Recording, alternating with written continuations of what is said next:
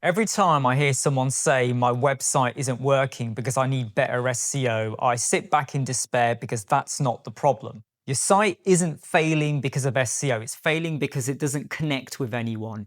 You can rank #1 on Google, but if your message is confusing or your design feels cold and your call to action sounds like it was written by a robot, people will leave.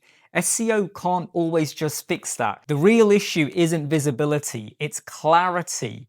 If people land on your site and can't tell what you do or why it matters, then you can have all the SEO in the world. It won't make a difference. So before you spend another penny on marketing or keywords, take a hard look at what's already out there.